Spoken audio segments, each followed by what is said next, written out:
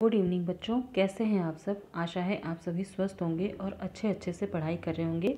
आइए बच्चों, आज हम आपकी पाठ्य पुस्तक नैतिक शिक्षा से पाठ 18 सिद्धांत बोध प्रश्नावली पढ़ते हैं। बच्चों, इस पाठ में कई ऐसे प्रश्नों के जवाब दिए गए हैं जो हमारे मन में कई बार आते हैं कि क्या है और क्यों है। इन सभी के जवाब आपको इस पाठ में मिलेंगे। बच्चों, इस पाठ को आप पूरे पाठ को अपनी कॉपी में अच्छे से लिखेंगे। आर्य किसे कहते हैं? प्रश्न पहला है, आर्य किसे कहते हैं? आर्य किसी जाति विशेष का नाम नहीं है। जो उत्तम स्वभाव वाला, सदाचारी, धर्मात्मा, परोपकारी, सत्य, विद्या आदि से पूर्ण और सनातन वैदिक सिद्धांतों को मानने वाले हैं, उनको आर्य कहते हैं। आर्य का अर्थ है श्रेष्ठ और गतिशील। ठीक है, मतलब जो वेदों को मानने वाला है, जो सदाचारी है, जो धर्मात्मा है, जो परोपकारी है, उसे हम आर्य कहते हैं। और आर्य का अर्थ होता है श्रेष्ठ या अच्छा। दस्यु किसे कहते हैं? जो आर्य स्वभाव के विपरीत स्वभाव वाले अर्थात हिंसक, नास्तिक, चोर और दुष्ट पुरुष हैं, उन्हें दस्यु या अनार्य कहा जाता है। आर्यों का उत्पत्ति स्थान कौन सा है? सबसे पहले मानव सृष्टि त्रिविष्टप अर्थात तिब्बत में हुई थी। सभी मानव आर्य थे। आर्य लोग वहीं से धीरे धीरे मैदानों में फैलते गए। कलयुग संवत 5098, विक्रमी संवत 20,057 तथा ईस्वी सन्नत 2000 में सृष्टि को उत्पन्न हुए कितना समय हुआ है? सृष्टि को उत्पन्न हुए लगभग 1,97,29,29,098 वर्ष हो चुके हैं। ठीक है, मतलब सन 2000 में सृष्टि को बने हुए कितना समय हुआ ये बताया जा रहा है। वर्ण किसे कहते हैं?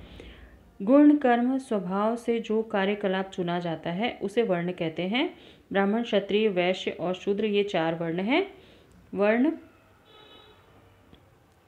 रंग से नहीं होता, ना ही जन्म से होता है। वर्ण गुण, कर्म, स्वभाव से होता है। मतलब हम जो काम करते हैं वो ही हमारा वर्ण होता है। जो शिक्षक है वो ब्राह्मण है, मतलब जो जैसा काम करने अपने लिए जीवन यापन के लिए जो चुनता है उसे ही वर्ण कहा जाता है।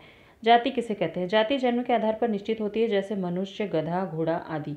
जिसे हम जाति समझते हैं, ब्राह्मण, क्षत्रिय, ये सब जातियाँ नहीं हैं। जाति होती है कि जो एक शरीर के हिसाब से जाति देखी जाती है ना।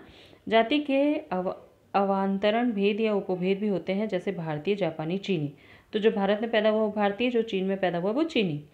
क्या ब्राह्मण, ठाकुर, कायस्थ, खत्रिय आदि को जाति नहीं कहा जा सकता? नहीं, ये तो वर्णों के बिगड़े हुए भेद और उपभेद है ना। लोगों ने समय के साथ इन्हें जातियाँ समझना शुरू कर दिया।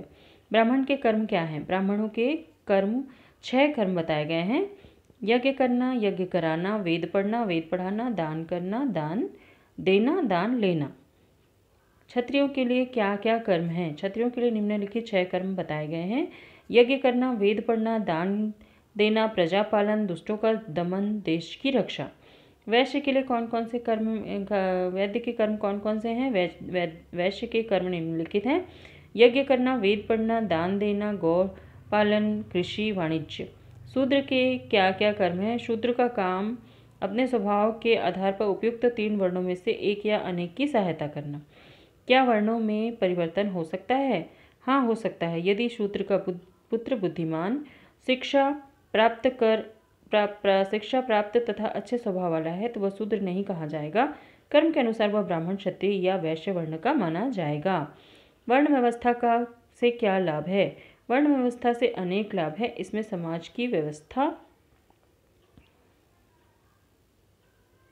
नियम और परंपराएं बनी हैं। कार्य विभाजन या श्रम विभाजन के सिद्धांत की रक्षा होती है। कार्य करने की स्वतंत्रता बनी रहती है। संघर्ष और कला का अवसर नहीं मिल पाता है। सबको अपनी योग्यता के अनुसार अवसर मिलता है। तो हमारे मन में बहुत सारे विचार होते हैं कि वर्ण क्या है। तो वर्ण क्या है? हमारे काम, हमने अपनी रुचि के अनुसार जिस कार्य को चुना है वो वर्ण है। और वर्ण 4 प्रकार के होते हैं, ब्राह्मण, क्षत्रिय, वैश्य और शूद्र। और उन सब का क्या क्या कर्म है वो हमने पढ़ा वहाँ पे। आश्रम किसे कहते हैं? जीवन काल की व्यवस्था के लिए आयु का वह समय आश्रम कहलाता है जिसमें योग्यता और क्षमता के अनुसार मनुष्य अपने जीवन के कर्तव्यों को सुविधा के अनुसार पालन करता है। आश्रम कितने हैं? आश्रम 4 हैं। ब्रह्मचर्य आश्रम, गृहस्थ आश्रम, वानप्रस्थ आश्रम, संन्यास आश्रम। मतलब हमारे जीवन के जो जीवन में जब हम अपनी उम्र के हिसाब से जो कार्य करते हैं उसके लिए आश्रम का निर्धारण किया गया है ना। आगे देखिए, समझ में आएगा आपको। ब्रह्मचर्य आश्रम किसे कहते हैं? तप और संयम के साथ विद्या का अध्ययन करना एवं वेद आदि अच्छे ग्रंथों का स्वाध्याय करना ब्रह्मचर्य है, मतलब अभी जो हम कर रहे हैं पढ़ाई करना। स्त्री को कम से कम 16 और पुरुष को कम से कम 25 वर्ष तक ब्रह्मचर्य अवश्य रहना चाहिए।